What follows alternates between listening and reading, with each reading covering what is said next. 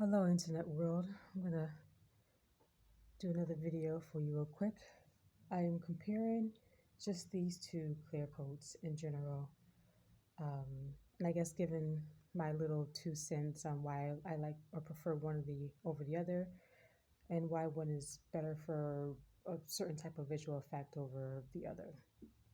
So, I want to talk about the Kustom canz clear coat first.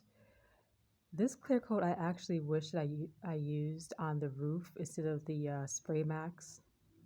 And the reason being is because it leaves a really nice, deep depth look to it. Like the finish is almost as if you're looking through a lake and there's a thick layer of ice on there. You can see clear all the way to the bottom of the lake. That's why I really like this one. So if you have like a crazy paint job that you're doing where you want to have some type of like a 3D effect to it, this one is what I would use. I haven't, I'm just saying if you're using something from out of a can, I'm not saying in general, I'm not saying it's the best, but I'm just saying so far from all the spray cans that I've used, I really like the finish on this particular brand.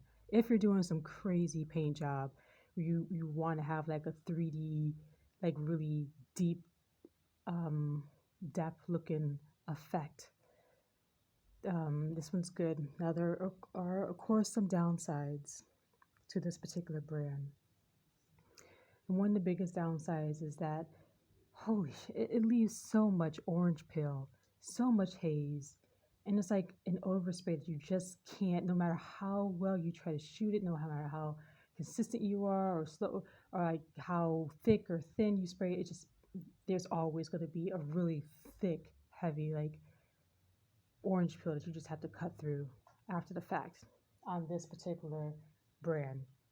So it takes a lot of elbow grease to, cut through all that and to get that final finish. And I wish I had a better phone so you could see what I'm talking about. But you're not going to be able to see it on here because my phone's really dookie. But yeah. But I just love the end result, but it takes a while to get that end result, unfortunately. Now, as far as the Spray Max is concerned, the Spray Max is a solid all-around clear. I'm not saying it's bad. It's just for like a different type of finish, I guess. If I was just doing like a monotone, like regular basic bitch paint job where this whole thing would just like say I just painted it all black or all white or whatever, then yeah, all day, every day, if I just was doing like some little spot treatment and just wanted some out of a spray can, then I would go with this because the finish is like more basic. It's like the regular clear coat, if that makes sense. I sprayed it on the roof, and of course it just came out like a regular clear coat. But if I had known beforehand, I would have just brought another 4 to 5 cans of this stuff and used it on the roof. But I didn't know, so I mean, you live and learn. It is what it is, and so that's why I'm gonna go ahead and I'm gonna sand down the roof a little bit, wet sand it, and then I'm gonna spray on another like 2 to 3, maybe even 4 heavier, just nice coats of clear on the roof to see if I can kind of mimic the same type of finish that I have on the hood. Just because of the particular paint jobs I'm doing on here is more of a very elaborate, over the top paint job. I mean, as far as like the lace finish goes, and then hopefully I can like mimic the Kustom canz finish. But some very positive upsides to using the Spray Max is that it goes on so clean, so much easier. Like the cleanup is 1,000 times better than this stuff. On the Spray Max, I hardly had like any orange peel. I hardly had like any haze, like anything. It just went on nice. It cleaned up nice. I only had to do a couple of passes, on the compound, fluid polish, whatever you want to call it. And it cleaned up very, very nice compared to this stuff where you got to like 8, 9, sometimes 10 like passes where you're going super slow and you're just like really putting elbow grease into it to get this stuff, to get the end result. So yeah, that's pretty much my 2 cents. Now don't like jump all over my titty tots, like all the guys out there that have been spraying and doing detail work for like the last 5 centuries. I get it. This is just my opinion. I'm not saying that this is like the end all be all, but just my opinion and my end results on these two particular brands in the can.